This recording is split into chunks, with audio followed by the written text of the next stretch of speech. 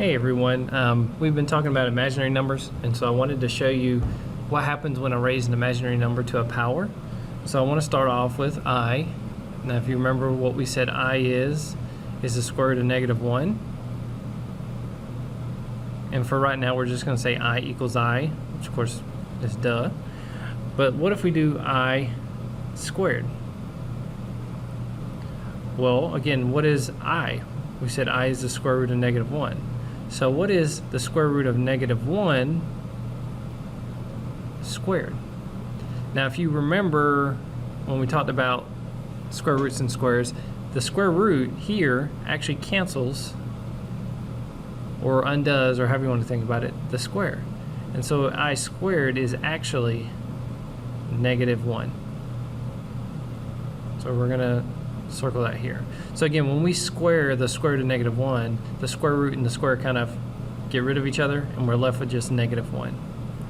So what about I to the third? Well, I to the third can be written as I squared times I. And again, you can see that because if we multiply with the same base, we just add the exponents. So 2 and 1 give me 3. But what did we say I squared was? Well, we said I squared was -1, and then we're just going to keep that I there. Well, what's -1 times I? It's -I. What happens if we do I to the fourth power? Well, I to the fourth can be written as I squared times I squared. We said before that I squared was -1, so that's really just -1 times -1. And if you multiply -1 times -1, you get 1. And you may be seeing a pattern here. The first one was I. The third one was -I. The second was -1. The fourth is 1. Now let's look at I to the fifth.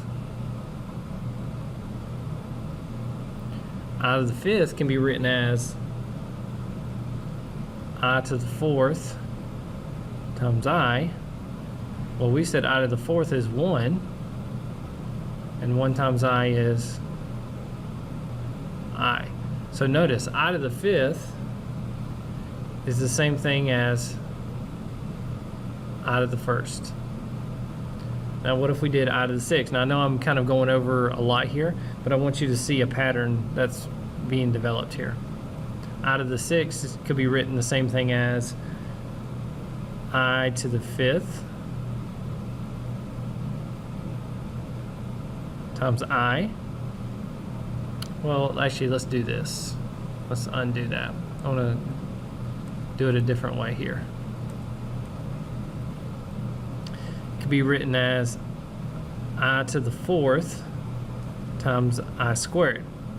Well, we already know what I to the fourth is. That's 1. And I squared is -1. And 1 times -1 is -1. And again, that goes back to the same thing as I squared. And actually, if we kept going, it would just keep with that same pattern. So I to the seventh would be -I. And then I to the eighth would be 1. So it continues with this pattern of I, -1, -I, 1. So the pattern is I, -1, -I, 1. And it continues in that pattern. So now how is this useful? So I wanted to show you all that, but how is this useful? So we're going to imagine for a second that I gave you a problem and I said, what is I to the 53rd power? Now that's a lot different. We could, if you wanted to, you could start with the pattern that, I equals I squared is -1, I to the third is -I, and I to the fourth is 1. You could do that and just keep counting all the way, you get 53. But there's a nice little trick. So if you notice, all the numbers that are divisible by 4, so for instance, if I did I to the 8th, that would be 1, meaning the exponent here is 4, 8, and let's say I to the 12th, that would also be 1. They give me 1. So here's what I'm gonna do, is I'm gonna divide this number by 4. If it goes into it, then I know the answer is 1.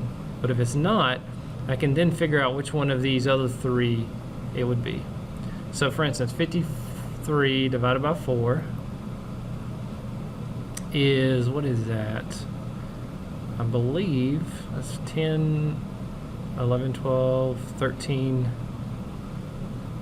with a remainder of 1. Now this remainder part is very important. So what that tells me is, whatever the remainder is, tells me which of these to look at. So for instance, I have a remainder of 1, I'm gonna look at the first one in this pattern, which means that I to the 53rd is just the same thing as I. Oh, for some reason my pen's not writing. There we go.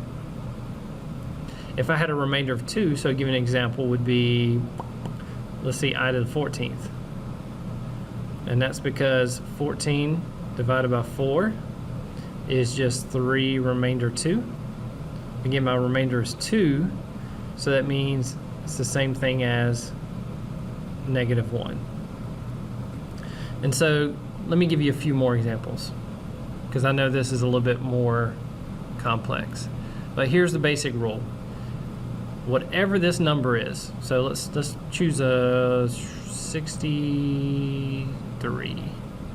Okay, so I'm gonna take 63 and I'm gonna divide it by 4. So let's actually do this the long way like we used to do it. 63 divided by 4.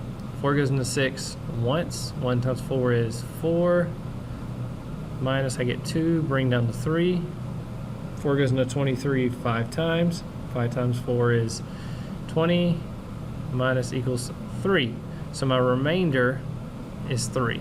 So again, the 3 tells me what I'm going to do, or where I'm going to go in the pattern. So remember, the pattern is I, negative 1, negative I, 1. So remainder 3 means I get negative I. And so if you can kind of just memorize this pattern if you want to, and then divide the exponent, so in this case the exponent is 63, by 4, and whatever that remainder is, that tells me where I go in the pattern. If I don't have a remainder, it's the same thing as having a sort of a remainder of 4, but it would always be the 1. So no remainder means I get 1, and then whatever the remainder is other than no remainder, it tells me which one of these. That's a remainder of 1, that's a remainder of 2, and that's a remainder of 3. And again, this happens because of that pattern that we saw initially. I know this is a video that's a little bit longer. Hopefully this helps. If you have more questions about it, please let me know.